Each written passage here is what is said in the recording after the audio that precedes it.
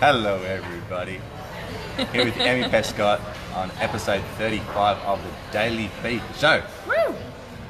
So, thanks for jumping on. Let us know if you're watching the replay, if you're jumping on YouTube. But look, me and Em have known each other for about... A few years. 4 or 5 years maybe. Yeah. We met through this property coach that we had, who turned out not to be the most reputable character. Yes. But he was really smart and did teach us a lot and connect with us as well. So you've got to be grateful for those things. But just wanted to catch up with Emmy. Emmy's been, Em and her amazing partner William have been instrumental in sort of inspiring me and helping me sort of pull forward. They've been like a few steps down the rabbit hole in their careers and in what they're doing. And every time we catch up, we're just sort of, it's like a collision of brains and minds coming together, and it's always just an epic conversation. So I just want to get her on and just, share how we chat and what we're up to. And I know that we'll have a lot to inspire you guys with as well. She's just been starting her new business recently. Oh, gone for a little bit now, but just starting to pick up and really take off. So, and let the guys know maybe about who you are and what you're up to right now. Yeah, okay. Hey everyone. So, Pescott. I am a career and development coach, so I run training programs mostly for women at the moment, but I'll be expanding into men soon, so hello men. And it's really around getting ahead in your career, because I'm finding that a lot of people are falling behind about where they want to be in the corporate world. So I know that, in kind of my field, I'm a HR and comms specialist, and I just felt that there was a real missing in terms of the knowledge and the skill that people were looking for. So I want to give them that. Yeah, that's epic. Yeah, and I think at the moment, a lot of people are focusing on entrepreneurs, but not the intrapreneur. Yeah, okay. And some people don't want to go out on their own and branch out, and they just want to climb the corporate ladder. They want to be the CEO, or they just want to earn more money, and that's kind of where I come in. Beautiful. So, first of all, can you guys just let us know if you can hear us okay as well? Oh, yeah. So we are just in this little cafe here, so just to make sure that you guys are picking up what we're putting down. And talk to me a little bit about that, because especially from where I'm coming from and what sort of you've been doing as well, it is heavily entrepreneur driven and business owner driven and business owner focused. But I guess I'm in the dark about that, so share a little bit with me about what you find the mindset of employees that are really in that.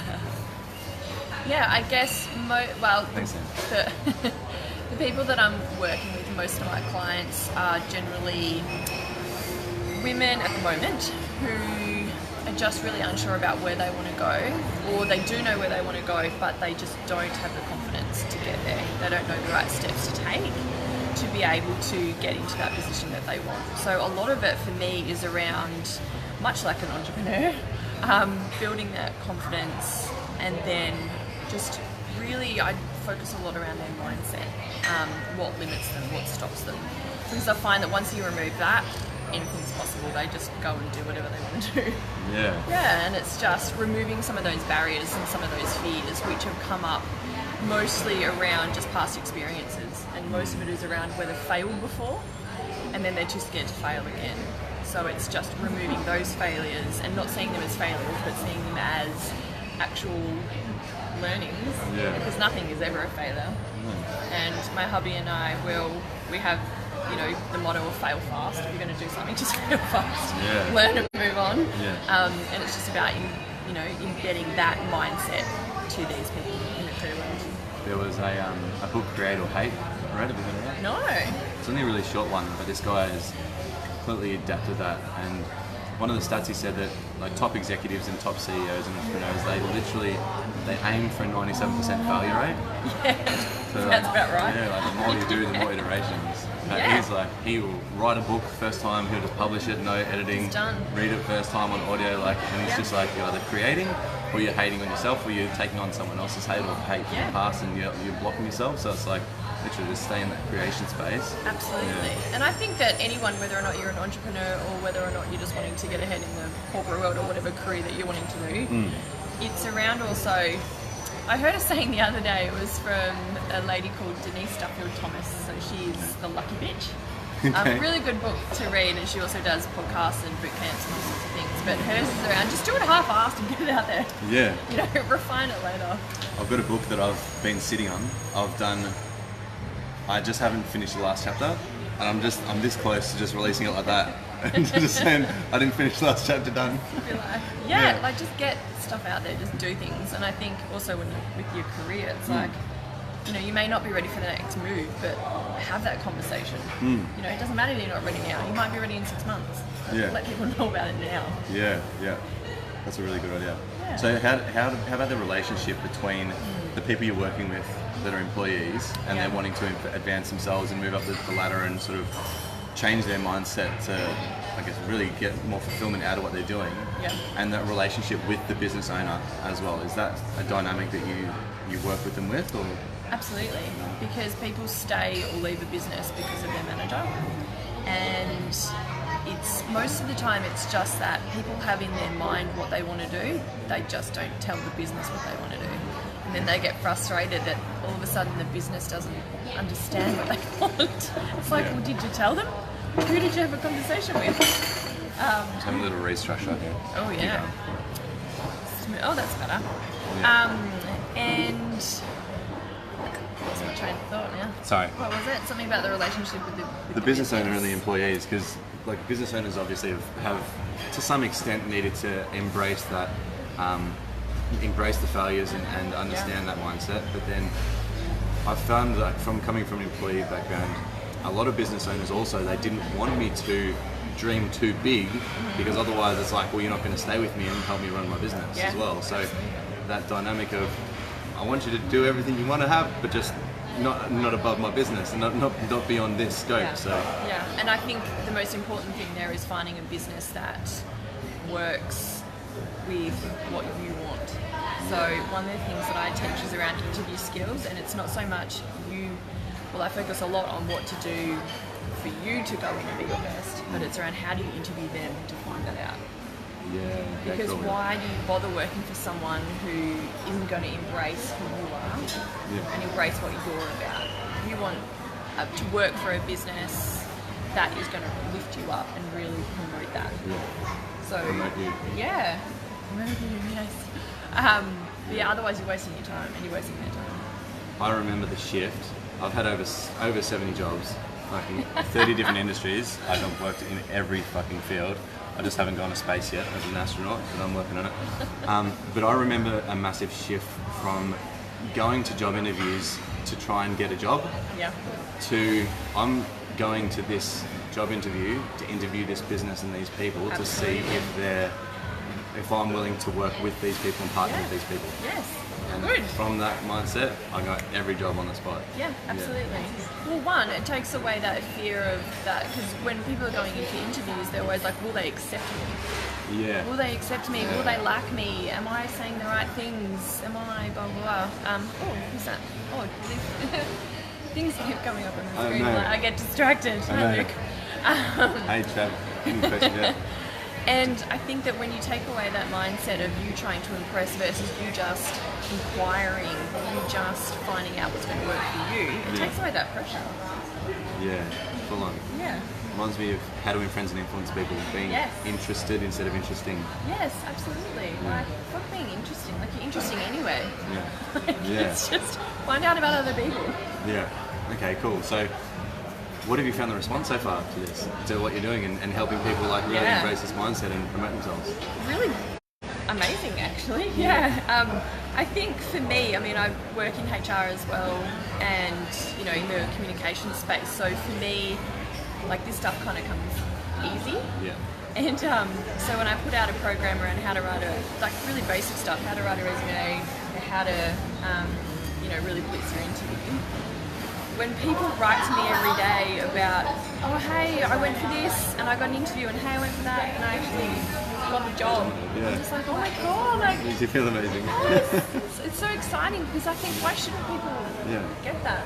And like, everyone should get what they want. Absolutely, and I think it's testament, like, so many ideas and so many things that we do and skills that we have are overlooked by ourselves, and Absolutely. think it's like, everyone knows this, or no one will find value in that. But someone in HR that literally helps people with their resumes and does that every day, to have the foresight to go, this is seemingly such a simple thing, but yet so many people need help with it. Yeah. And taking action on that, like that's fucking huge. And Yeah. it's a testament to your mindset as well. Thank you very much. Yeah, I just find that because most of the time people are like, I don't know how to sell myself. I'm like, you don't actually need to sell yourself. You just need to write down, well, what are your achievements and how have you added value? Yeah. And that's the main part that people have been missing. That's the How secret they add value. ingredient. How do you add value? And whether or not you're an administrator, whether or not you're a CEO, whether or not, how did you contribute to the bottom line? How did you, help your team achieve their goals? And I think people just think that, I've got this long laundry list of things that I do every day. It's like, I don't want to know your laundry list or your to-do list. Yeah. How did you add value? Just tell me. And then when people get that, that's when they're like, oh, yeah, look, my resume sounds amazing. I'm like, of course it does. It's just what you do. Like, It's actually the actual authentic truth of who you are. yes, And that's what just you're what doing. you're doing and who you are. So, again, another mindset shift that I've recognised is going from a business is this like clinical structured organisation into a business is people, and at the head of that is a human being who had an idea and who's passionate about what they're doing and has gone out of their way and put their balls on the line to create this organisation and this living entity. And anything that you can do to help that thing run smoother and run better is of value to that person, to help that person achieve their dreams. Yeah. Yeah. And it always started somewhere. Yeah, it did. Sometimes it doesn't feel like it if you're in like a massive global corporate thing, but it started somewhere. Yeah, 100%. Alright, so it wasn't always like this. No. It hasn't always been like this. It's taken a lot of iterations, a lot of different things, and a lot of different jobs, and a lot of different tries at certain stuff. Yes. And talking about trying and trying and trying, Failing and failing and failing. failing and failing and failing. Yes. Emmy is the first pregnant woman that we've had on the show. Yay. How many months now? Nearly 7. Nearly 7. Yeah. It's getting I close. know. It's getting real. Fun is cooking. It's So, cooking. I'd love you to share with me again and with everyone your experience in this Yep. pregnancy process, Yeah. because it is not, well, it's more common than some may think, but for a lot of people that haven't gone through it, it's eye-opening as well. It's a Very, different experience. very eye-opening. Yeah, I think Yeah. for me, into like, if we're talking about kind of career and failure and kind of where does having a family and that fit in with all that? Yeah. I guess it's interesting because I thought, when I put my mind to something, I just create it. Unfortunately, when it comes to Baby making. creating, didn't just happen like that. It's taken a few years, and I guess I've spent the last few years feeling like a failure as a female. Yeah. Because it just didn't happen like that. Whereas I changed my job, I changed my career, I want to jump into this and blah blah blah. So yeah, that was a really interesting time. So it's taken 3 Interesting to say the years. least. Interesting to say the least. Interesting. 3 years and a lot of mindset shifting. Took a lot of mindset shifting for that. Which I wasn't expecting. I know there's a lot of women on here that do follow me that are either looking to find a partner and start a family, who have been attempting to and have been struggling, or have even going through the process of starting their own family and had a massive mindset shift in themselves. But talk to me about some of the things that you had to completely shift. And from the space of a lot of the stuff we've been talking about with people is the hero's journey, and having this complete death of certain aspects of ourselves, like the death and rebirth. Yeah. Oh, you took me through that. Yeah. Yes. So, how imperative it was, some of these changes that you've been making, and the experience of having certain aspects of your identity literally need to be killed off in order to create space for this new version of your personality to come through. Yeah. So I guess it's a good and deep question. Let me ponder on that for 5 seconds. I think for me it was killing off the thought that it had to be a certain way, it had to look a certain way. I wasn't considering any other options of, you know, how do I explain it? It's like all my friends around me and everyone seem to be on Instagram talking about their kids and falling pregnant. And it's just, yeah, for me it had to look a certain way, it had to happen a certain way, I had to announce things a certain way, and I had to really just get rid of that mindset and move away. And that's why we moved to not the only reason why we moved to the Gold Coast, but a lot of that was around just, I was in such a go mentality in Melbourne, yeah. And up here in sunny Gold Coast, it's more around lifestyle and just living and being okay with actually relaxing. And that, for me, coming from, you know, running my own business, working full time, before that being a full-time musician, before that trying a million different businesses, you know, go all the time. So for me, it was really having to let go of that. Yeah. So that's one thing I've learned and been smacked in the face with recently is detaching from the path that I feel is right for me. Like, that's where I want to go. This is how it's going to look. This is how it's going to be. And then it doesn't happen like that. Doesn't happen like that. You're like, shit. And so the more I find I resist letting go of that, and the more I fight and force myself to stay on that specific path, the harder it sort of gets. Yeah. But as soon as I had let go and go, okay, my vision is over here, but I recognise I'm being like just pushed over here by the breeze of life, and just allow myself to go with that, it does just sort of happen a lot more effortlessly. Yeah, and I mean, then there's some practical things that we did, you know, just meditation, you know, went to an integrative doctor instead of the standard. What's GP. an integrative doctor? Oh, an integrative doctor. Yeah, if anyone out there is looking to fall pregnant and is not trusting their standard GP, an integrative doctor is a standard GP, but they've got extra qualifications, one in nutritional science and one in environmental science. So basically they look at the whole picture, and they generally work alongside naturopaths and acupuncturists, and so it's more of a holistic approach. A lot of it not covered by Medicare. So they actually, you know, research things and get the right tests and do the things you need to do. And walk us through some of those experiences, some of the things that you specifically had to change. And like obviously your lifestyle was a big one. Yeah. Going from getting yourself out of that hectic bump and grind down in Melbourne up into just chillax sort of Gold Coast now. Yeah. So meditation was another thing. Yeah, Talk about your diet as well. Yeah, definitely diet overhaul. So we went paleo for a while. Now just kind of clean eating. So that's I always eat healthy with Emmy and William. Yes, we Great. like cooking our lovely healthy meals. Yeah, really diet change, meditation, and fun. I learned how to surf, you know, just do fun things. And just forgot about stuff. Yeah. That was the main thing. And then, I think, and then working with the integrative doctor to get the hormone profile, like the right hormone profile to be able to is probably the biggest thing, and that took about 18 months to turn that around. What is a hormone profile? Before I spoke to you, I didn't even know that was a thing. So it's like, is there a Facebook? Is there a different Facebook, like a social media site, a hormone profile? Do I need to set one up? So I'm not an expert by any stretch, but there's obviously, you know, in women and men, there's like estrogen and your testosterone, and there's a whole bunch of leptin and melatonin and things that help you sleep, and all of that for me, like adrenal fatigue, all of that was just completely out of whack. So you look at the norm. What causes it to be out of whack? Diet when you're younger, lack of sleep. So I had to do like some crazy weird things, like every night when we watch TV, hubby and I wear these orange glasses because it blocks the blue light, because if you have too much blue light then you don't sleep as well. My phone goes orange. I've made it go orange after 5 p.m. and before 6 a.m. Perfect. Yeah. Perfect. But it's also your house lights and everything. Jesus. Yeah, it's everything. Okay. And your TV and blah blah blah. Then there was oh god, I can't even remember now. It feels like a long time ago now in my baby brain. But yeah, a whole bunch of stuff. A whole bunch of stuff. that Yeah. you need to look at. Yeah. What was it like when you finally found out you're pregnant?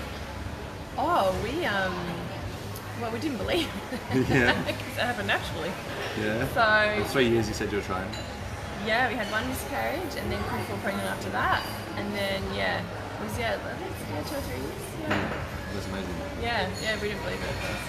So with the whole going back a little bit to wanting it to look a certain way, be a certain way, seeing all the people on Instagram and social media posting it and just having a wonderful life where nothing is wrong. Yes. What can you share a little bit of an insight on how that affected you emotionally and on the inside, and what that was like in those spaces? Yeah, it's interesting because I guess I got to a point where I just switched it off and unfollowed people. Oh, yeah? Because I didn't want to have to put that extra pressure on of, look how far ahead of life they are to me. Yeah. Is that, so did you change that definition though, or did you keep that?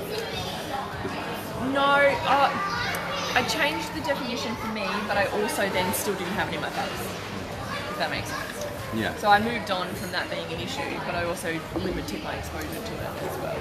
Because then I was just focusing on me and my life rather than... Because I mean, it's like everyone on social media puts their best, put their best self out, out there. So it's like... Unless you're me, I'll talk about all this shit as well. Yeah, which is great. I mean, don't worry about me, everyone. It's freaking hot here today. It's fucking warm. I'm like, oh my god. So I just limited my exposure. Yeah, and I see that the same basically as moving from Melbourne to the Gold Coast. Like, just taking responsibility for your environment, understanding how, and I don't think this is actually spoken about enough, especially, or not in conversations I've been having anyway, is how impactful our environment is around us. They talk about the 5 people you hang out with the most is the average of who you are, but literally have you heard that? No. Really? No, but it kind of makes sense. Fuck, get on it. It's like, you tell me the 5 people that you hang out with the most, and I'll tell you your average, your income, your mindset, your spiritual inclinations, your health, your fitness. Yeah. Oh, crazy. Okay. It's full on. Yeah. And there's studies done. There's a book by Andrew D. Mendez called Connected. Yep. And it's phenomenal. He's got a video on YouTube as well. So check yes, that out. please, I'll put the link in. Absolutely. And so Connected talks about network science, right? And so they've done these studies there's obviously, we know 6 degrees of separation. Yep. We know everyone within 6 degrees of the world. Well, there's 3 to 4 degrees of influence as well. So makes sense. Totally makes sense. I might be hanging out with someone that's overweight. We might be hanging out and you don't even know them, but that influence from me passes on to you, and then you start getting weight because of them. So it's not just the people you hang out with that's imperative, but it's knowing that who they're hanging out with as well. And every time we pick up the phone and we watch the news, or we fucking turn the telly on and we watch the news, like that is essentially someone that we're hanging out with. And same with like all the people we see on our feeds. So I don't really scroll anymore. I use social media as a media platform. Yeah. I still scroll. Yeah, that's alright. Still addicted to scroll. That's alright. We've all got our addictions, and actually I'll send you another video on that as well. Yes, please. Because I know it's not good. Although my screen time has considerably gone down now that iPhones send you a report. Oh, really? You're addicted. Send you a report of your screen time. Last week I had under 2 hours. For the week? For the week. What? Yeah, no. That's not an addiction. No, I've been taming it down. I've definitely put mine up because of all the stuff I'm doing. Well, that's fair enough. Like, that's your job. Yeah. Like, totally fine. Yeah. What are we going to do with that? I don't know. Environment. Yeah. Yes. Piss off the shit out of your environment. Oh, completely agree. And that, I think that in life, in career, in business, I've got the most fantastic, since moving up here, network of women who I work with. And men. And you, sorry, yes. The ones that I meet with regularly on a fortnight. Sorry. I want to be a Powerpuff Girl too. Yes. But we meet fortnightly. We have an amazing network, and now that you say that, their influence is incredible because they are up to big things.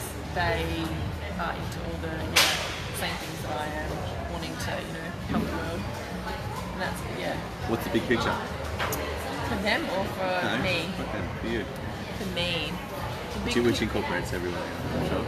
For me, I just want whoever wants it. I could say everyone, but for me, it's people actually need to want it. People who want it to be able to just live a really fulfilled career and get paid what they're worth. And get paid what they're worth. Yes. Okay. How does one identify what they're worth? That's a really good question. In the corporate world, there are somewhat boundaries. Obviously, entrepreneurial world, it's endless, which is great. Yeah. But in business, there's some structures that you go by. So it really, your tenure, you don't need to be limited by it, but there are ceilings. Yeah. Because things are benchmarked. So there's salary benchmarks, etc., etc. But most of the time, people undervalue what they do. Why do you find people are in that mindset, undervaluing themselves? The people you've been working with. Most of the time because they actually don't know what they're worth or how to even find out. Yeah, okay. That's the biggest So one. how do people find out?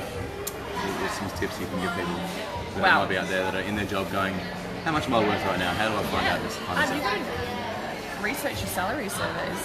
Yeah. So a lot of people don't have access to them. Obviously in HR we've got access to paid salary surveys. So you can work with me or you can do it yourself. And yeah, there's a few steps because basically you need to find out, well, what are you worth based on in the market value?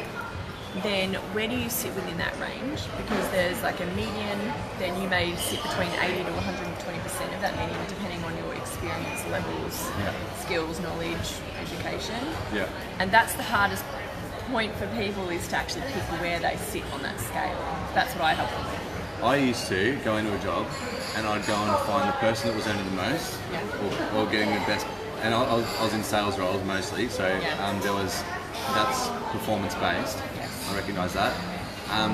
But even still, like if you're a specialist, I think it'd be the same. Be more so find that person in your industry. But I used to go and find the top performer.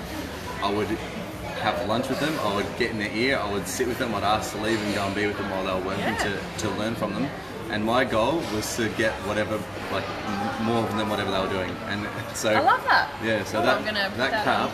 As soon as I heard that, I'm like, all right, I'm going to go to that end and see who's there, and then I'm going to go one more. I'm going to extend that. Yeah. And I think for some people though, it's not always about the money. It's about the money number represents a value to them. So it's not so much about the actual money. We've been just offered some breakfast, but we'll eat it. I'll take it. Yeah, the money represents like their value or their worth, so it's not so much just about money for people. But I love that idea. Do you talk about the more meta aspect of how money is just energy? No, I don't. But I try and put it into a way because a lot of people who I work with probably don't. Not quite at that point They're yet. quite not there. Okay. Not there yet. That's all right. So yeah, I've got to keep it kind of tangible in that kind of language. But I do, in a way, talk about money just being a conversation. So money for me is just a conversation in terms of, you can say you're worth X or you can say you're worth Y. Yeah. So it's like people have all this emotion attached to either the X or the Y. Yeah. Either they think they're worth the Y, which is more, and they're not getting it, so they feel shit about that. Yeah. Or they think they're being paid less as the X, and they feel shit about that. Okay. Does that make sense? Yeah. So it's really just a conversation that they're having with themselves versus what's the market paying? Yeah. Where do their skills in that sit? Yeah. Because that's when people feel as if they're getting paid the right amount for their job and their experience, they're happy. Yeah. They're like, they're satisfied. Yeah. But it's when there's that conversation going on for them that says, I'm getting underpaid, or, I should be I'm being paid the right amount, but I should be being paid up because I put in all this extra effort. Yeah. That's where people kind of start having those conversations. That's why I'm like, that's why it's just, money is just a conversation. And you can just have a conversation to get the X or the Y. Yeah. Like, it's literally just designing a conversation. Okay. How many people have you, or like how frequently have you seen that as a case? Like people just literally haven't even asked. So many. So there was I'll share with one story. A lawyer that I worked with recently who was grossly being underpaid. She knew she was being underpaid, but didn't know how to have that conversation because most of the time people feel bad. For asking? They feel bad for asking. Yeah. Where's that come They feel from? selfish, they feel greedy. It can come from anywhere, some people just don't feel confident in asking for that, or they don't feel like they're worth it. Which I find a lot of that. And we ended up designing a conversation and actually doing the work to go, okay, well, this is what you do, here's your skills experience, this is where the market places you, here's how we can design the conversation, because that's the most important bit. And she ended up getting $50,000 more. And I think it took her in the end 3 conversations to get there. That's a good return on investment. That's not a bad return. I think it was about a 2 to 3 month process for What did you charge for that? Yeah, I can't remember. Not enough. No, I should have taken a percentage. Definitely should have taken a percentage. But that's how, and that's not the same for everybody. Do you know what I mean? No, of course. But But it's an example. Like once there's an example, you know it's possible. absolutely, and I just think, I've done it myself, through trial and error. That's where most of the time I get, I just try these things, and it's just around, I think having that conversation is probably the hardest part that people find. Yeah, well, my motto is do what it makes your asshole sweat, and it's really hard. Like people really do. People fear that though. They do, man. As soon as they feel that fear, like we do everything we can. A lot of people say that they're really adventurous and they're spontaneous, but oh fuck no. Like we are. Yeah, by within that nature, box. Within that box, they're spontaneous. I'm so adventurous in my comfort zone. Yes, so true. So true. But it is. It's like I heard this saying. You can judge a man's success based on the amount of uncomfortable conversations he's had. Yeah. It's like, oh, I like that. Yeah. And that I'll fits have a lot. Fuck yeah, me too. It fits into that 97% failure rate. It's like, Yes. all right, I'm willing to just go and like chuck it out there. Keep putting it out there. Yeah. I remember. And not being attached to an outcome. I think that's probably the biggest thing. Yeah. Know what you want. Know the outcome that you want, but don't be attached to the yes or no. Well, Like a dog. when you're attached to the outcome. Yes, when you're attached to the outcome, that's when the disappointment comes in, or the judgment, or the comparisons, or all these sort of things that limit us. Yes. But as soon as you it literally does not matter. No. Then you've got nothing to lose, and then you can play with it. Then you actually come across more joyful, more fun, more enthusiastic. Yeah. It's like we were saying before around the mindset where most people don't do things because of the failure at the moment. Because of their past failures. Most people don't ask for more money. Most people don't ask for promotions because they failed in the past. Yeah. But they think just asking once means that's it. It's like no. Like what I meant by like a dog, and I've got my dog down here by the way, listening. They ask for a biscuit and you say no, and then they're like, okay, no in that moment. And then in the next moment they're like, how about now? Yeah. Can I have a biscuit now? Do they like crumple in a ball and go, oh Show Wilbur. Wilbur. Hey buddy. Say hello, buddy. Oh no, you haven't got him. There he is. Hey, Wills. Hey, Wilbur. He's adorable. They don't crumple in a ball and go, oh, but I asked for a biscuit and they said no, and now I can never ask again. Like, they just don't do that. No. So I think, it's getting into instead of a dog. Yeah. Instead of a dog. Alright, be a dog. Be a dog. Oh. Just ask again at the appropriate time. At the appropriate time. Well, yeah, so I remember I got told, how many questions don't you ask that if you did would change your life completely? Oh. Yeah. And so I went out and asked, at the time I was doing this new business, and I was asking everyone to invest. No one would invest. I went back to my coach and I'm like, man, I'm doing your thing, like I'm asking everyone. And he's like, all right, Matt, you need to take responsibility for the way you're communicating and look at how you're presenting yourself and how you're approaching these people and what the messages are delivering, what they're receiving from you. And it isn't just about like, can I have this, can I have this, can I have this, or do you want to do this? It's literally. What's the opportunity for them? Yeah. How is it landing for them? Yeah. Be interested in them. What can you do for them? Yeah. And in turn, that's what that comes around. How is that? So that's a massive actual point. Is the mindset of employees is so me. Isn't it? Well, nowadays it is. Nowadays it is. Full on. And to a degree, I like it, but it also. In what degree do you like it? I like it because people are thinking about what they want from them in their life. It's not just working for them. Okay. So, for instance, I like that people know what they want. Yes. And but hang in there with me. But at the other point, they're not willing to work to be able to get it. So I find with a lot of the younger generation, because there's so much where they're, freelancing. Yeah. They want the lifestyle, they want to travel. Yeah.